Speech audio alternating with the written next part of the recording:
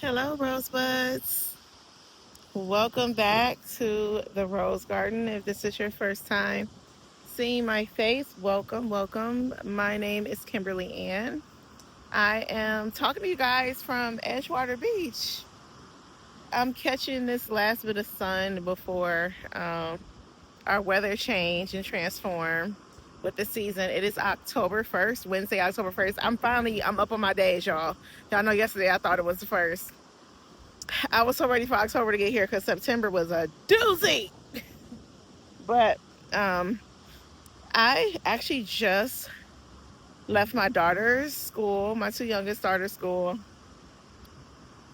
and they officially gave my daughter for her IEP her autism diagnosis. I have always suspected my middle daughter of having autism spectrum disorder, and I knew that she was really good at masking. So and when I tried to get her diagnosed when she was younger, nobody would do it because she was so good at masking. Like it was even hard to get her an IEP. um, but I officially got my daughter in the seventh grade, unfortunately. Finally, her diagnosis for autism spectrum disorder. It's a bit sobering because speaking from the first generation in her family to ever actually have a child with autism, and I think she is the first on her dad's side as well for someone to actually take initiative and to get their child the help they need to be able to be successful in life. Because I know my ex-husband has it and he was never diagnosed. His mom didn't even properly have his ears taken care of so that he can speak sooner than 6 years old. So I'm proud of myself for actually standing up and advocating for my daughter. I am very sad at how long it took, but I kept fighting. So I spent a lot of money just for us to end up with an amazing tutor who recommended us to the school she's at now. And we therefore ended up with the amazing team who is now helping her and has gotten her the diagnosis. So now I have some documentation I can take to her doctor and get her official diagnosis. So it's a very sobering and humbling. And I don't really worry too much about my daughter because she's actually really high functioning. But I know when it comes to like learning and her social skills, she's having a hard time with that. So this is why we needed it so that she can get that support that she needs. Um, so I get her that support that she needs because, like I said, it's just me.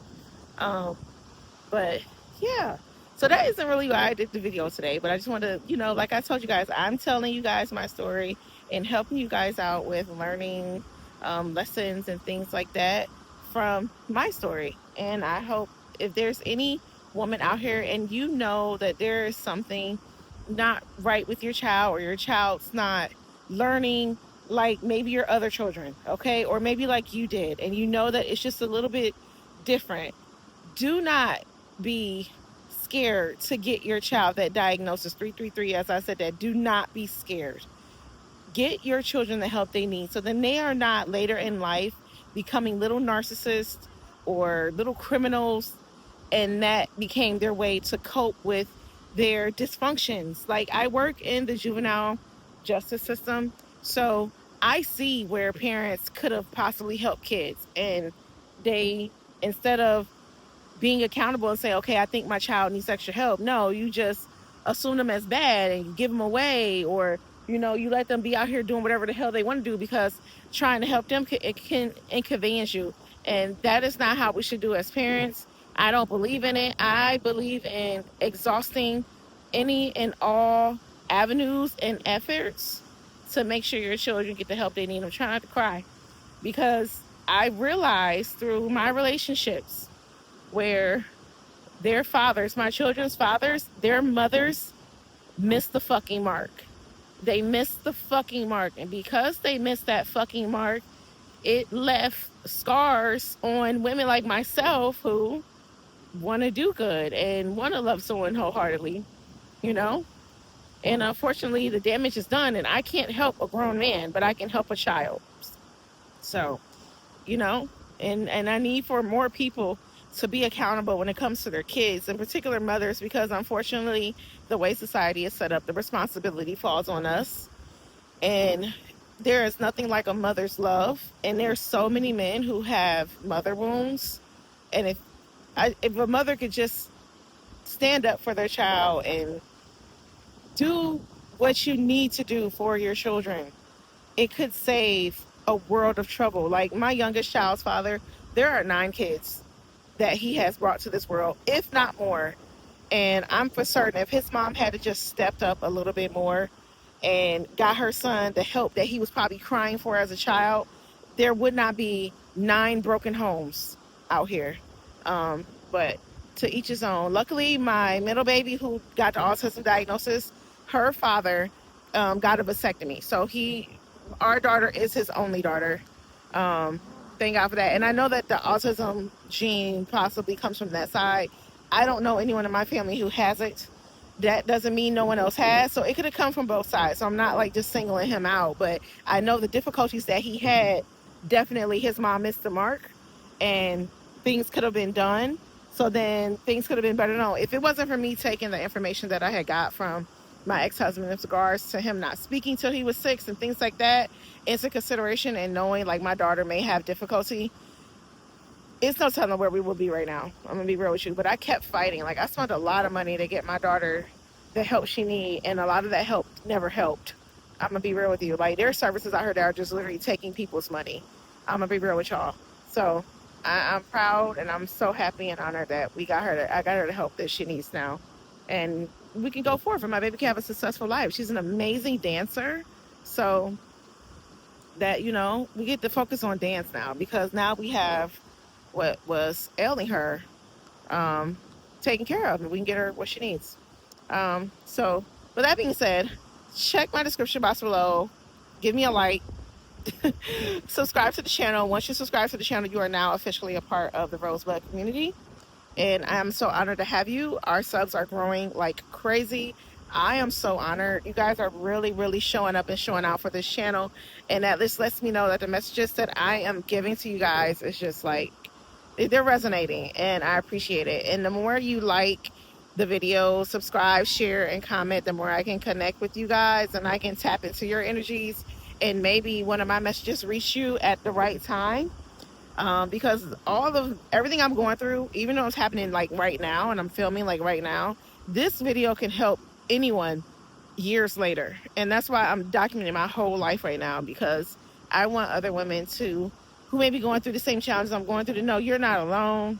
You're not the only one. Like, it's okay. You can still be beautiful through it all. You can still, you know, you can get help, because that's one thing I had to deal with was hyper independence, trying to do it all on my own. And I think some of that for my daughter getting a late diagnosis, because I tried to solve a lot of it myself. And then I tried to reach out for help, and then it wasn't the right help, and then I gave up, and thank God, my mom turned me to one of her customers who turned me to the school. So by the grace of God, the help still came even when I was rejecting it. But, it's hard. It's definitely hard. But yeah, this message today is be careful who you attach yourself to. And that's one of the things I'm noticing this year, which is I'm watching how people's lives have changed or have altered, all because of who they decide to be with. Um, and I'm going to just use my parents, for example. My mother came from a well-off family, very well-off family. And she got with my dad. And he raised our family in the hood. I don't know why he felt the need to prove to my mom's family that he's the one for her when he already had her. And he basically got a house from my great-grandmother down in the hood. Um, and some of my dad's teachings didn't really help my brother and I for later in life, for like right now. Um, and a lot of understanding my dad lacked. He lacked a lot of understanding. And I'm just seeing how my mom's life is kind of turning out, especially with her cancer diagnosis. As long as she's happy with how her life turned out, I'm happy for her.